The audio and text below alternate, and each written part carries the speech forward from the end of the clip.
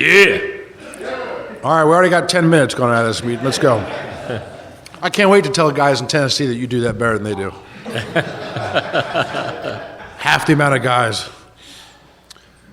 When I was talking about chicken parm, I looked over at my friend Tom, the sausage king, and he's like, nah, you don't make no chicken parm. You don't make no chicken parm. Come to the house, it's pretty good. It's pretty good. I mean it. I mean it. Come on by. Man, 12-step, having had a spiritual awakening. Man, that's the greatest promise in the book, right? I've never taken a guy through the 12 steps and they say, didn't really do anything for me, boss. Thanks. Has anybody in this room seen it? No. It's amazing. It's amazing. I share a couple things and I'm going to turn it over to Harold. In Maryland, where I got sober, there was a lot of what we called 15-minute leads. They give you a topic, go for 15 minutes, open it up, discussion on that topic. And that was kind of a very popular format for meetings there. There's one particular Friday, I don't know, maybe I had a dozen years or 15 years of sobriety or something like that. And I'm really strong entrenched into my big shot era. And they asked me to start the meeting on the 12th step, and I said, well, I'd be honored to. And my sponsor was there, this guy, Jimmy J, wonderful man, short little black guy, pistol. And so I started off this conversation about the 12th step. I said, my first experience with the 12th step is, and I went on to describe my first 12-step call that I went on. And I'll just briefly tell you that story. I'm about 18 months sober, and back then, we got a lot of wet 12-step calls at our AA club. Most of the guys from the 80s and 90s remember that, but unfortunately, most of the people getting sober today don't ever see a wet 12-step call. But we had a wet 12-step call, and my sponsor was kind of like the king of the group. And when one would come in, he'd say, you go take it, and you go take it, go pick him up, or go do this, whatever it was. And they never asked me. Not quite sure why, but they never asked me to go. But this one particular time, this 12-step call came in, and nobody was there but me and Rick and this girl. And so we got sent off on this 12-step call, and he gave me $3 or $4 to buy the guy a bottle. He was shaking really bad. And I took that money, and I went and bought some cigarettes and went to my old man's house and got a bottle of tequila. It seemed like a good, he was happier than the bottle of Wild Irish Rose for, a couple bucks. Anyways, and so we got him the bottle, and by the time we got him to the detox center, he had crushed the bottle of tequila, because the detox was about 45 minutes away, and he was gone. He was completely 100% passed out in the back seat, no consciousness in him. And we brought him to the front desk of the detox, and his name was Bobkin, this Eastern European guy, and we said, he wants to come in and to detox. And like, well, if he doesn't say, I want to be here, we can't keep him. You just can't leave him here.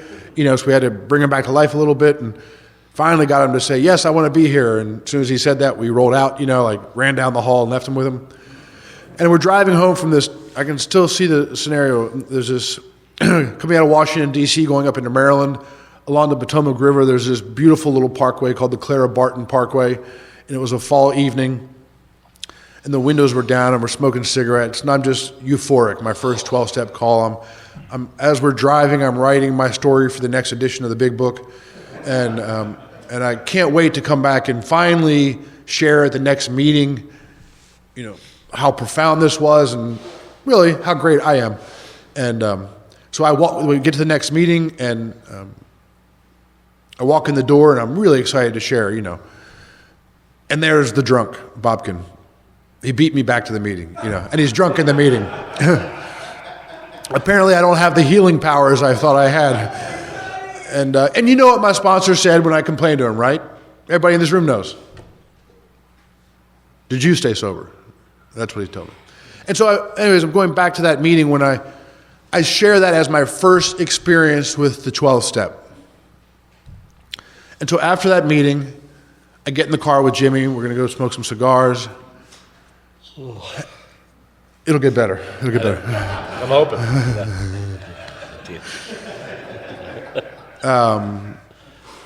I can tell Jimmy's attitude's not great.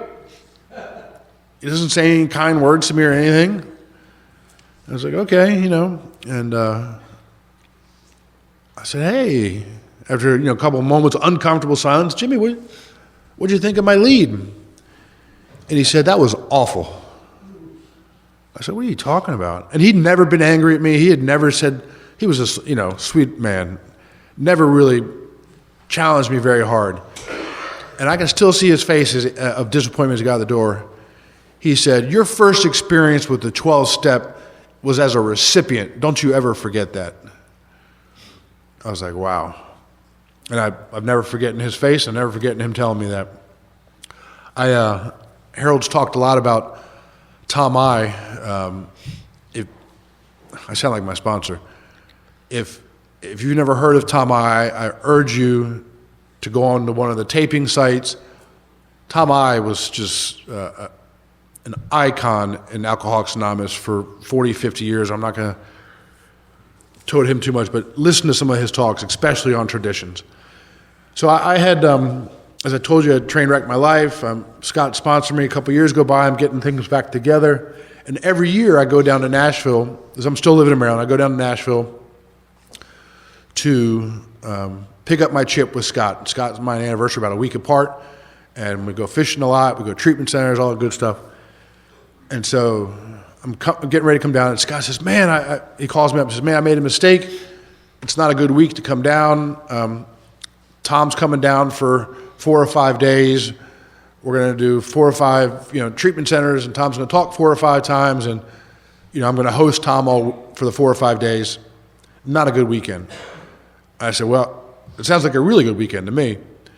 I'd never met Tom, and I knew of Tom, and, kind of idolized Tom, and I said, well, I'm coming. And he said, all right, come, but we can't do anything, this is what we're doing. I said, great. I got down there. You remember Terry Stahl. Terry had put this thing together for Tom to talk at 4 or 5 treatment centers, 4 or 5 different meetings. And Terry and my sponsor, Scott, were going to host him, and Scott had some family emergency and had to roll out. And he said, you and Terry are going to have to take care of Tom. And I said, okay. And Terry had some emergency. He said, listen, I got to go too. You got to take care of Tom. Here's the itinerary. We were both in the same hotel. We were on the same floor. He said, you take care of Tom. Get him to these places. I said, great. My life's being put back together thanks to Alcoholics Anonymous. Some things are going good. And we went to Cumberland Heights. There's a big treatment center there. They have a big auditorium, and Tom was telling his story. I rave about Tom everywhere I go, and you'll never hear somebody in Alcoholics Anonymous say something bad about Tom I. Tom I was just such a solid member. He's the type of guy that, he'd speak at a conference, and at 3 o'clock in the morning, he'd be out in the hall talking to some newcomer. And he had that gift of when he was talking to you, he was just present, and it was so genuine. Just an incredible man. And so I've never been with him, and so we go to Cumberland Heights, and that auditorium holds quite a few people. I don't know, 300 people, 400 people, and this was like a Thursday afternoon, and the place was standing room only. People were in the halls, in the aisles. People were lined up to get 5 minutes with Tom. It was like Bill Wilson had come to town. I was just kind of awestruck by it and amazed. And I really had some burning questions for Tom, that I've been wanting to kind of take to the master, right? And but everybody was sucking off of Tom, if you will. Not in a bad way. They all were, and I had this moment of clarity. I'm like, look, I'm just going to serve Tom. I'm not going to.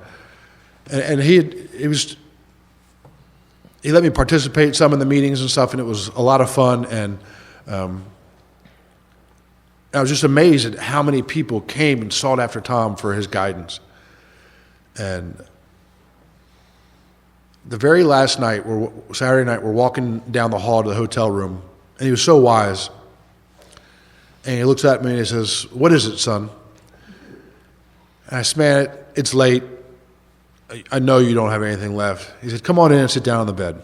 And my burning question was, how have you not, or have you, let your head get so big from all these, from all the applause, all the people seeking you, how have you kept right size? That's the essence of my question. Or have you not? Have you had a crash and burn? Because I had a big crash and burn. My sponsor had a crash and burn from the microphone and his ego getting out of size. And he shared with me this story. I know there's a lot of guys in here with a lot of time of sobriety, a lot of guys that, do talking and service and stuff like that. And so I think it's an appropriate story to share. And so he shares with me this story. So as Harold said, Tom had died with 60 plus years of sobriety, but at this time he was well over 50 years sober, probably 52, 53, 54. And he said when he had 25 years of sobriety, there was another gentleman that was the most sought after AA speaker, just a silver tongue orator, like the best, Tom said, the best orator he had ever heard before. This guy was phenomenal. And the guy ended up getting drunk. And Tom was really shook because he really couldn't tell the difference between him and this guy. And Tom said, I was at this conference one time, and up on the stage, kind of like this, but and there was the guy sitting a couple rows back.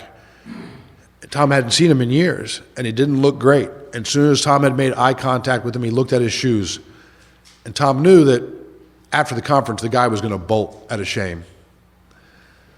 Because Tom was a remembrance of what he used to be. And Tom looks at the conference chair and says, I know it's 7:59 and we started at 8, but we're going to start late. And he goes over to the guy and says, can I talk to you outside for a minute? And they go outside and they talk. And Tom asks him, he says, what in the hell happened?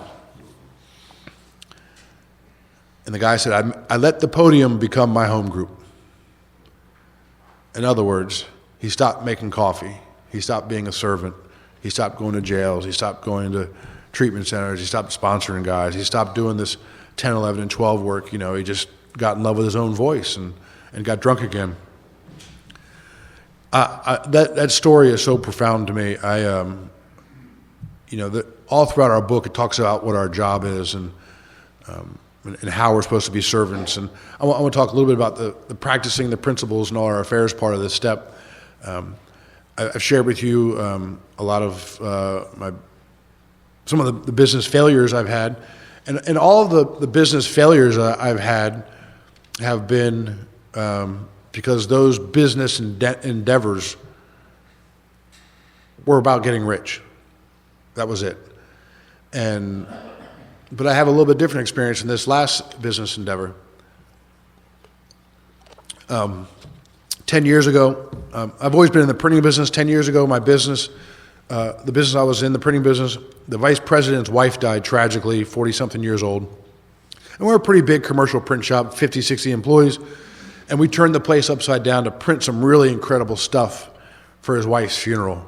And after, some month or two goes by and he's back at work and trying to recoup, and he's like, man, we gotta find a way to do, because it's really not cost effective what we did, but we did it, of course, because it's his wife. So he said, we got to find a way to do what you guys did for my wife's funeral. We got to find a way to do that for everybody kind of cost effectively and easily. Because most of the time people would just go to a funeral home and take what other funeral home gives them. But we did a lot of custom stuff, some really neat stuff. And I knew a lot about the kind of the web to print industry and on demand and how to do that.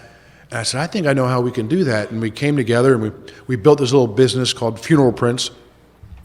And we made a decision that we were going to start this business solely to be of service for others, that profit was going to be secondary, that serving others was going to be first.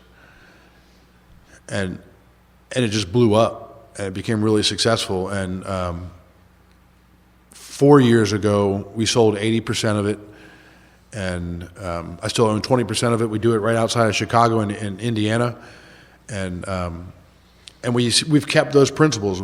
Whatever is best for the customer, whether it costs us money or not, whether we lose money or not, we do what's right for these people to help serve them during their, terrible time, right? And we started out, we started getting 100 orders a month and 200 orders a month, and now we do 2,000 orders a month, and we have this streamlined process. But we haven't gotten away from the principles of Alcoholics Anonymous, really, in serving others in this business. And I heard this thing that I really liked the other day, that if you want to gauge if you're successful, look at the people surrounded by you. Are their lives getting better?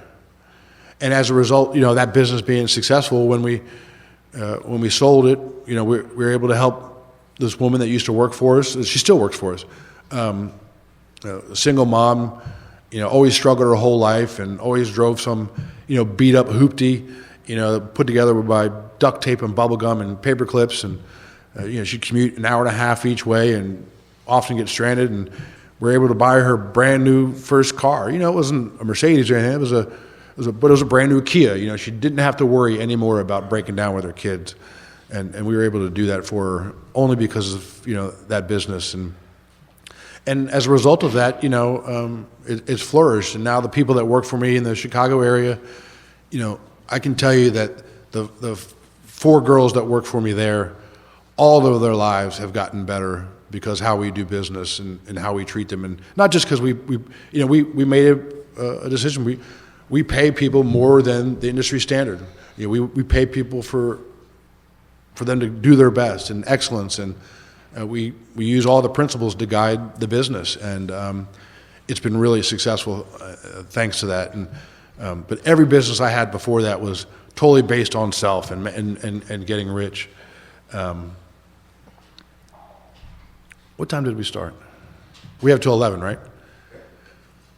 I'll say this, and then I'm going to turn it over to Harold. Talk about practicing these principles in all our affairs and carrying the message. I'll tell you what really saved my marriage, or really was the kind of a big impetus in us coming back together. As I told you, my wife struggled really hard after she had learned of the affair, rightfully so. And and we got in this kind of groove of just kind of comfortability. We got these young kids, and we're just trying to do the best we can. But there's still kind of a piece missing. And I'm sharing kind of her story, but I have her permission to. And there was a piece missing for her, a piece of her heart that couldn't quite connect with me again, a piece that was being reserved. We had some great moments of unity, but we were struggling to really come back together as a unit. And I'd met this young guy I fell in love with at this treatment. I'm not living in Tennessee, but I met this guy in this treatment center in Tennessee, and he lived in Florida, and we hit it off. And he was struggling to stay sober, and we had people stay with us before in our basement in our home, and but it had been a while, and so. But he was out on the streets, and his dad called me and told me that he was in really tough shape. And I said, why don't you put him on a plane and send him up here? He can stay with us. We'll get him in the home group. We got this great group of guys, and get him a change of scenery. And he was having a really tough time in Florida, and so he's put me in touch with his son. And I said, got you a plane ticket. Just get on the plane and come on up. You can stay with us for a while. And then I called so I bought him a plane ticket, and his dad took him to the airport, and then I called my wife to see if it was okay. And that's exactly how it happened. And she's like, what? I was like, he's not going to, it'll just be a week or two, just stay with us for a little bit, maybe 3 weeks, Well, we put him down in the basement, and she's like, have you seen the basement? Like, her mom had died, and all the stuff had gone to our basement, and my mom moved, and all, our basement was like the Salvation Army. I mean, you could barely see the carpet. I was like, don't worry about it. Just dig a little hole out, we'll find a place for him. And so I picked him up from the airport and brought him home, and he was a good-looking kid. I mean, gorgeous kid. And I later came to find out my daughters were quite pissed because, they're like, how dare you bring this little GQ kid home, because my daughters were 18 or something. And but my family fell in love with this kid, right? I say kid, this young man, 25 years old, right away. And he showed up. When I picked him up at the airport, he had on, and it was cold spring in Maryland, I guess, March, something like that, warmer down in Florida. He showed up with his father's shoes on. That's all he had. Wrong size shoes. And a grocery store bag with a couple things in it. And he happened to be the same size as my son. And so my kids just took him into the family like one of them. My son came down and brought him clothes, and we went to Walmart and got him stuff, and they just fell in love with him. I mean, it was like having a fourth child. And but what happened was, in my wife's recovery of what had happened, she'd kind of, as she describes it, her AA life, she'd go out and she'd be with her girls and do the best she can, and she's still sponsoring girls. But what happened is every day when she came home, she was forced to serve somebody else. Different than serving your kids. And this guy, every morning she'd make him his, a friend of ours had a pool company. We were trying to find him a place to live and a job and stuff. And he's like, oh, well, I drive by your house every day. I can pick him up and he can work for us for the pool company, And so he didn't really need to move out. And, that week that he was going to stay with us turned into 15 months, kind of like the book talks about. But my wife shares that serving him every day, making him lunch every day, and being forced to serve somebody like that really was the final piece of putting her heart back together, because she couldn't come home and then put her walls up. She had to come home and still serve. And he became a family member to us. Every family sends, not every, but a lot of families send out a Christmas card with a picture of the family. Like, he was in our family Christmas card. My brothers and sisters called us and like, who's this guy? But that's what AA has done for us. Is we've always had an AA home, right? We've had AA marriages. We've had people die in our home. The only thing that hasn't happened in our home is somebody give birth. And I'm hoping that'll happen. But I really, my wife and I try to practice as poorly as, sometimes is that everything is God's. The house is God's, the cars are God's, the bank account's God's, the time is God's. And if we can live that way, as Harold talks about, we have this incredible storybook life. So I'm so blessed to have been with you guys this weekend. And thank you for sharing your life with me, and I look forward to crossing paths again. And Harold's going to close us out on 12-step. Thanks.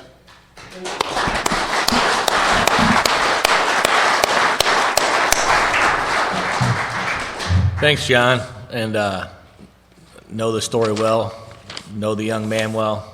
Just saw the young man a few months ago when I was speaking in Arizona. He's living down there in a sober living, and came out to the meeting I was at and hung out. Good kid. Grateful to be here, and this Limitless Lope is the title of this little time we're doing together, and titled, around the 12-step. And, as we talked about, that's really the ultimate game at the end of the day. It's just become a trusted servant in everything that we do. And from the beginning of the book to the end of the book, it's all about dying to self and living for something other than yourself, and carrying the message to the alcoholic who still suffers. And we're either doing that or we're not, and it's really that cut and dry. And the 12-step prayer, if we would, on page 164 says, you ask each day what you can do for the man who's still sick. And I'm not going to ask for a raise your hand, but just to your denial and self be true, do you really pray that? Is that really the center of what you're about? Your ambitions when you get up, is that part of your life? A big part of it is, how can I carry the message today to the man who's still sick? That prayer I talked about last session, use me, a 2-word prayer. And so as I started to work the steps, it took me 3 years to do that. As I started to work the steps and my life started to shift and started to change, I was challenged with this question. And this was the question: Harold, do you want a storybook life? And I'm like, yeah, I guess. I don't even know what that means. But yeah, I mean, who wouldn't want a better life than what I got now? If you want a storybook life, you're going to need to do these two things for the rest of your life, one day at a time, until they bury you. And these are the two things you need to do. Number one, you always have a new guy you're working with. If you don't have a new guy you're on this journey with, I don't care what you're doing, I don't care how many meetings you're going to, stop what you're doing, get out your rods, get out your bait, go fish where there's fish, and there's a lot of good fishing holes, you know, and find you a new guy to do this with. I mean, make it a priority. You know, first full paragraph, page 100, probably the best paragraph that really highlights that and why that's important. So that's number one. Number two, you need to go somewhere once a week where you don't want to end up. And I don't care where that's at. It could be the Skid Row Mission. It could be the halfway house. It could be the treatment center, county jail, prison. I don't care. But go somewhere once a week where you don't want to end up. If you do those two things consistently, you will have a storybook life. And you'll never get burnt out on this thing, and your life will be on your wildest dreams.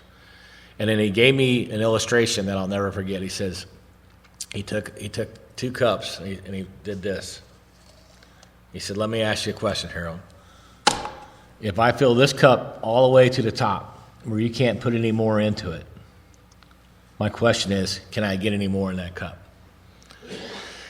And I knew the answer was yes, but I didn't know how. And I said, well, I know it's yes, but I don't know how. And he goes, oh, the answer is yes. But in order to get any more in this cup, you got to pour out what's already in. And that's what's being asked of you really for the rest of your life, is to what's so been freely given to you. Your job is to so freely give it for the rest of your life. If you do that, you'll have a life beyond your wildest dreams. And I'm just telling you, it's true. And I've done that for the last 35 years. That's how I've lived my life. And it truly has led to a storybook life. It's changed my whole life. And it's the dope. That started for me in the Skid Row missions. So I hooked up with Salvation Army. It's about the only place I could get into. It's still there today in St. Louis, Harbor Light. It's a Skid Row mission, but it's also a low-bottom Skid Row treatment center, too. So that's where I went. I went there every Thursday. I went there every Saturday for 3 years. Toughest AA I ever did in my life. I mean, just hard AA. Really some challenged people there. And it'll test your tolerance. It'll test your isms. It'll test your phobias. It'll stretch you in every which way you can. But I loved it. I learned to fall in love with it. But in 1993, a guy called me, the local AA guy, and he says, hey, man, I want you to do me a favor. I said, what's that? He goes, I want you to come out and speak at this prison. And I started laughing. I said, dude, do you know who you're talking to? And he goes, yeah, they're not going to let me come out to the prison. Are you out of your mind? And he goes, man, I've been out here for a long time, and I got a lot of pull here, and you've been off paper now for a while. And he goes, I'm pretty sure I can get you in here. And I said, man, let's just pretend that's true. Let's pretend right now that that's true. I made a pact a long time ago that I ain't ever going back on that side of the fence for you or anybody else. And he goes, yeah, that sounds exciting. Why don't you run that by your sponsor and call me back?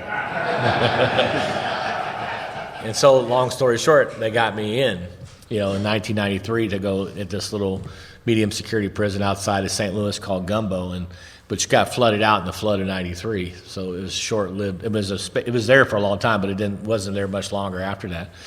But from that, I really had a calling to go into that area and to do this kind of work.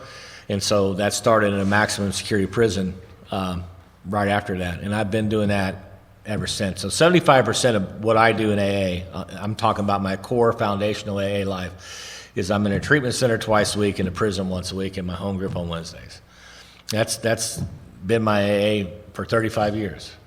And it's given me the life that I live today, that I could sit here for literally, for days talking about how that's changed my life, the experiences I've had out of that work, the stories that have come out of that work, some of these guys that came from that, some of these guys that are out today who had life sentences or more that speak quite a bit around the country. You probably heard a few of those people by this time, I imagine, if you've been in AA for a while. And so that just became my life's blood. That's what really changed my life. It's the dope. If you're looking for the dope, if you're looking for the juice, if you're looking for the secret sauce. And it's given to us from day one. Bill and Bob discovered it. Bill knew about it. He knew the inspiration. He knew it when he was in the Mayflower Hotel. I got to get with another guy. I got to, and he did. And we're sitting here because of that transaction. But it's so easy not to do, especially in the socialized AA life that we live today. It's easy just to be a meeting makers make it kind of guy.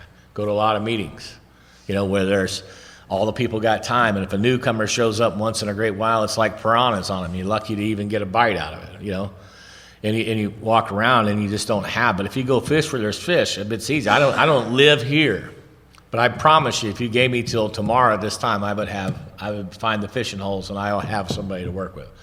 It's not really hard. It's just showing up and putting myself in that position, having a captive audience, and it's just a dope. It's what this thing's all about, and how it changed my life. And as Tom taught me a long time ago, so you get these guys and the first thing you need to do is put a mop in their hand before you give them a book, and get them involved, give them value, give them credibility, get in this thing. And so that happened for me, and just starting to learn to work with guys like that, and really bringing that to life in a story after story after story. But in 1996, we started in a maximum security prison outside of St. Louis, about 45 minutes, called MECC, and we started a group in there from scratch. And we had 12 guys show up for the first meeting. And me and my buddy Henry, we had a pretty good set idea of what we thought that meeting should look like. And we went in and said, but we got to have a formal group conscience. And so you guys get to have a lot of say-so in what we're doing. And they trashed everything we came up with. They just pretty much shoved it in the trash, and they had a whole different agenda. So we had to humble ourselves to that. But we started this group in MECC. And it wasn't long in that group. We had a standing room only. We had a wait list a mile long to get into this space, and people were on fire to get in this space. But we also had enough intuitiveness going back to the 10-step, asking ourselves with our 12-step work, how effective are we with this thing? We got a lot of energy, a lot of laughter, a lot of fun, high-fiving, fist-pumping, hugging, all that good stuff. But how much transformation's really happening? And we knew right away we weren't really into steps with these guys. We weren't doing the things that were going to transform their lives. So we wrote a workshop, and we got the administration to agree to let us come in on a separate night and start facilitating this 12-step workshop right out of the big book. Still use it today, all these years later. If anybody wants a copy of it, just shoot me an email. I'll be glad to send it to you in a heartbeat. But we started this workshop. It was 15 weeks, 16 weeks if you had a celebration at the end of it. But we had 40 guys sign up. We had 25 guys sign up for it. And when we graduated at the end of it, when we finished the 12-step work, we had 14 guys that completed the work. All those guys, every single one of them had life sentences or more in that journey. And what happened in that first 16 weeks of doing that work is the same 12 steps that transformed my life. I watched transform guys' lives that were just totally impossible. It was truly watching the impossible become possible right before your eyes inside a fence. That the AA program on the inside is just the same as it is on the outside, exactly the same. And razor wire and high voltage fences can't keep it out of there.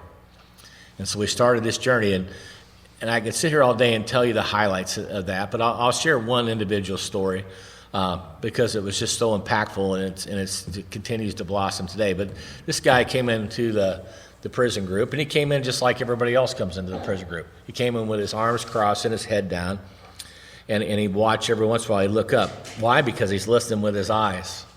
Because that's what we do. We listen with our eyes and we think with our feelings. And he's listening with his eyes and he's watching. But it took him, several weeks before he finally lifted his head up and put his arms down and just became part of the group. But he signed up for the workshop. He came to prison in 1987 with 2 life sentences, second-degree murder and armed criminal action. And the murder was his father. He killed his father in an altercation, a lifelong, toxic relationship that was just full of abuse and all that and resentment. And it finally come to fruition one day in a barn in the heart of the Ozark Mountains, and he ended up taking his dad's life. He'd been in prison since 1987. This is 1996. And he came in, and he had drank for quite a while jailhouse wine, and to the point that he was in his jailhouse floor in his cell throwing up his guts because of all the rock gut stuff they were making. It was just tearing his insides out. So he was dry for a few years, but he was just dry. He didn't have any spiritual transformation up in his life. He was bitter. He was resentful. He was discouraged. And a lot of the guys from the home group are like, hey, man, you need to come down and check out this group. And to get him off his back, he goes, you guys keep hounding about this damn AA group. I haven't drank in 2 or 3 years now. He goes, yeah, but you really should come and check it out. He goes, if I come one time, will you guys get off my case about it? Yeah, if you come once, we won't bother you no more. So he came to the meeting, and like I said, he didn't say anything. He just looked. But for whatever reason, he came back the next week, and he signed up for this workshop. By the time he got to us, the only people left in his life was his mom and his grandma and his wife. And slowly, because of his self-centeredness, because of his arrogance, because of his bitterness, he finally pushed all 3 of those out of his life. His wife divorced him. His mom and grandma quit coming to see him. He was all alone. And he was well into 10 years into his 2 life sentences. And he came into our group, and he started working the steps. And I watched the ice in his heart melt. I watched his transformation start to happen. I watched him start taking some of the actions we suggested he take. And the next thing you know, he's sitting in the meeting going, my mom called me today. She's coming to visit me, bringing a food visit. It's the first time I've seen her in a long time. And the next thing you know, grandma's back on his list. And before you know it, he gets a letter from his wife, and he's skeptic of that. It took him three days to open it. He finally opened it, and his wife, his ex-wife, said, he had a daughter out there, and a stepdaughter. Said, your mom and grandma said you're making some changes. I'd like to come and see you. And she came back and see him, and they ended up renewing their vows and getting remarried over time. And little by little, his life's coming back together. But I watched him go up for parole, get a 5-year setback, and be pissed off and discouraged, and then get a 2-year setback and another setback. But he held true. He just kept coming. He didn't leave. He stayed. And one day in 2006, he came into the group with a smile that wrapped around his head. And he said, you're never going to guess what happened. And I said, man, I've been coming here for a long time. And I come here with holy anticipation, always waiting to see what God's going to do next. So nothing's going to surprise me. You're going to tell me you're going home. He says, I'm going home in 2008. And in 2008, he came home after doing 21 years to the day, 21 years. He should have done at least 30. But the transformation happened, and then the impossible became possible. When God's got work for you to do, the walls come down, as Tom would say all the time. And so he came home, and I said, when you get home, I said, as soon as you get out, you call me, and you call me every day till I tell you not to call me anymore. And, well, that was in 2008. I still talk to him every single day, or I hear from him every single day. Never missed a day. But he got out, and he called me on the way home, and he goes, man, I'm out. I'm in the car with my wife. I'm on this thing called a cell phone. He'd never been on a cell phone. He goes, it's pretty incredible, because a lot of it changed since 1987. And I said, yeah, man, I got one. I use them all the time. I know all about those cell phones. I said, man, just go home and enjoy your family. Call me tomorrow. And I'll never forget the phone call, guys. It's one of the highlights of my entire life in sobriety. He called me the next day, and it wasn't happiness. Happiness is very circumstantial. It's purely joy. When we talk about being happy, joyous, and free, this is the joyous piece. He says, man, you're never going to guess what I've been doing. I said, I can guess what you've been doing. You haven't been with your wife in 21 years. I know what you've been doing. And we busted out laughing, and after we got over to laugh, he goes, no, man, that's not what I'm talking about. And I said, what are you talking about, man? He says, man, I'm sitting here opening gifts all morning. I said, really? Like welcome home gifts? He goes, no, not welcome home gifts. I said, what kind of gifts? He goes, man, I've been opening Father's Day gifts, Christmas gifts, and birthday gifts since 1996, when he started his journey in Alcoholics Anonymous. And they had been saving him for him. Every year they just get him and they put him in a closet and save him. This is 10 years worth of presents that they're giving this guy. And he says, you'll never guess what I got for Christmas of 97. And I busted out laughing. I said, what'd you get? He said, they got me a Miami's Dolphin jacket. And that's how far alcoholism can take you, that you actually root for the Dolphins. I mean, it can get that bad. They get that bad. And so he's rooting for the Dolphins. And never been to a Dolphins game, but he was a Dolphins fan. And I said, well, here's spiritual mathematics for you, Brent. I got 4 tickets for you sitting on my desk right now to give to you for the Rams will play the Dolphins in a few weeks here in St. Louis. And that's when the Rams were still in St. Louis. And he goes, man, that's incredible. He goes, who am I going to take? I said, take whoever you want. He says, will you go? I said, well, hell yeah, I'll go. Of course I'll go. He goes, well, let's get Big Book Bob, who was with us in there. He had life in 45. And we'll get Gary, who had life in 20. He said, let's all go to the game. And we all went and ate pancakes, and we went to the football game, and we had the time of our life. Just had to pinch ourselves from where we all came from. Here we are sitting at this football game, acting crazy, having a bizarre time. And at halftime, the lady behind us finally got our attention, and she's observing us. She goes, I've been watching you guys. I said, yeah. She goes, you guys are having a lot of fun. I go, yes, ma'am, we are. She goes, you guys aren't even drinking. I said, no, ma'am, we don't. She goes, well, it's a good thing. I said, why is that? She goes, because the way you guys are carrying on, you'd probably end up in prison if you were drinking. She had no idea who she was talking to. Just crazy. But I watched his life come back together, and his wife died a few years later from a car accident. She lived a few months, but the injuries are so bad that she ended up losing her life. And so he got, I watched him struggle like we all struggle. I mean, it was impossible to get a job, 400 interviews. As soon as they found out his crime, that would be the end of it.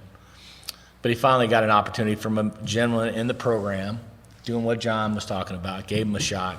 Then somebody else gave him a shot. And he got into the car business, and he moved right up through the ranks and became a general manager of a dealership in St. Louis, making more money than he ever made in his life, having the time of his life. But he started speaking a little bit and getting out, and he was in Texas at the North Dallas Roundup, and he met a young lady who was there filling in for somebody else from California. She was a young attorney, but they got giggly together and started dating long distance, and eventually he come to me and says, look, I really think I want to be with this gal. He says, I'm going to, if you think it's wise, I'm going to sell my house, I'm going to move to Los Angeles. I said, yeah, man, I knew the gal, and I knew her sponsor well. I said, I think that's, if that's something you want to do, you've given it enough time, and he did. He sold his house pretty quick, moved to Los Angeles, and last October they got married, and I had the privilege to officiate that wedding in Los Angeles with 350 people from Alcoholics Anonymous, the Pacific Group, and all that there that they're members of in that community. He said when he got out there, he said, I just want to work in a place where I can give, like John's talking about, so I can just give back. I don't need to make a lot of money. I just want to serve with the rest of the life I have. So through the connections we had, we got him an interview at the Midnight Mission, and despite his past, despite all that, because of the transformation in his life, they gave him an opportunity to come to work there. That's where he works at today, in the Midnight Mission in Los Angeles. And he's living an incredible life. Him and his wife right now are in Thailand, speaking at an AA conference in Thailand together. It's a long way from that prison cell to that space. But to have that journey, to walk with people like that, and I could sit here all day and tell you story after story after story. John's been to St. Louis. John's come to the prison with me. I've been to the prisons where John's at. But just being committed to that simple principle, always having a new guy you're working with and going somewhere once a week that you don't want to end up. It's the dope. It's the heart of Alcoholics Anonymous, and it's what we're all about. You got out of a hole. It's the way it was taught to me. You got out of a hole you couldn't get out of on your own. Somebody came to that hole and threw a rope down and said, do you want out of that hole? And you were at a space of surrender and desperation. You finally said, yes, I want out of the hole. There's people in the hole with you wanting nothing to do with the rope. We're good. We'll figure it out. We'll get out when we're ready to get out. But I was ready to get out, and you grabbed a hold of that rope, and they pulled you out of that hole. And then they walk with you, shoulder to shoulder, and help you recreate your life to the life you have today. Now, your job, here's the rope. Go back to the hole. And you do that for the rest of your life. And if you don't do that, to use legal terms, it's really nothing short of gross negligence. Because you've been given this gift, a gift that most people will never have. If they do have it, they'll squander it and they'll burn it to the ground. But you've been given this gift, and you owe it to your brothers and sisters, because it tells us on page 160 or 152 of the big book. The member asks the fellowship a question. Here's the question. Do you have a sufficient substitute for King Alcohol? And it's a fair question, because it's the only thing that's ever gave me relief. It's the only thing that ever took away the care, boredom, and worry in my life. Do you have a sufficient substitute for it? And I love the book's response. Yes. Yes, and it's vastly more than that. It's a fellowship in Alcoholics Anonymous, and if you pay attention, the word fellowship's in the verb form. And there you will find release from the care, boredom, and worry in your life. You will make lifelong friends, evidence right here, right now. Your imagination will be fired, but it'll go on to say, and I'm paraphrasing for the sake of time, that you're going to have the privilege to walk shoulder to shoulder with other people and help them rediscover life. But where am I going to find these people? All around you. Rich and poor, high and low. You live in an urban area, they're everywhere. And here's the words they use, which I think is really important to listen to. They're dying all around you. They're dying from alcoholism all around you. They're not just sick in a hospital and need a visitor. They are dying. They're in a hole that they can't get out of. You got a rope. You know how to get them out. That's what you go do. If you do that long enough, you visit enough holes and toss the rope enough, you're going to finally know what it means to love your neighbor as yourself. And you're going to move from a taker to a giver. That needle is going to move. You know, the third step promises are really going to come true in your life. And you're going to have this whole fundamental shift in your life. You're going to live a life of humility. You're going to live a life of self-sacrificial love. You're going to live a life of other-centeredness. And you're going to learn how to love everybody, even the people you just don't care for. And I can promise you there's no better way to live. And that's the gift that I got from that guy saying, you want a storybook life? Go somewhere once a week you don't want to end up. Always have a new guy you're working with. So if you're not doing that, and you're sitting here convicted this morning, I just encourage you to act on that conviction. If you're in a home group that's not on fire, doing that kind of work, as John lifted up, then I would find one. Because I can promise you, I could go to your home group right now. I could take it, I could roll out the map, take a compass and stick it right where your group is and draw a 2-mile or a 5-mile or a 10-mile radius, however, depending on the depth or the density of your population. And through that list, we could sit there and make an inventory of all the people that are on the front line of the alcoholic, from lawyers to clergy to hospital administrators on down the line. And there will be a long laundry list of people. And we could sit here and divide and conquer. We got 50 people on this list. You take 5, you take 5, you take 5, you take 5. And let's go out and tell these people who we are and that we're here to meet the people they're on the front line with. If you do that, you will have newcomers pouring into your home group. Pouring into your home group. Because now it's the name of the face. And so I'm proud to be a member of AA on the Rocks. I'm proud to be a part of a 3 Legacy group where the group has several commitments, going places that we don't want to end up. And all kinds of opportunities to serve. It's a fundamental deal because it's not only our primary purpose to carry the message, to stay sober and carry the message, it's our group purpose to do it as well. And if we're not doing it, I really do think it falls under the umbrella of gross negligence.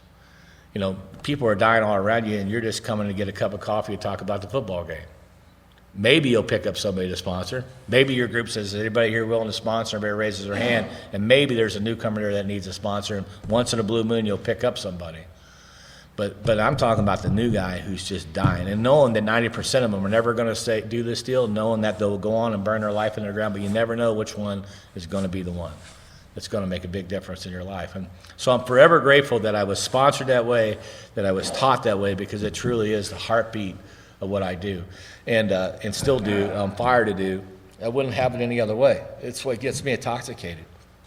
You know, it does. It spiritually intoxicates me. It gives me real purpose for my life. I have a full life, all kinds of stuff, but I can promise you that is the foundation of all of it. You know, and my wife knows it.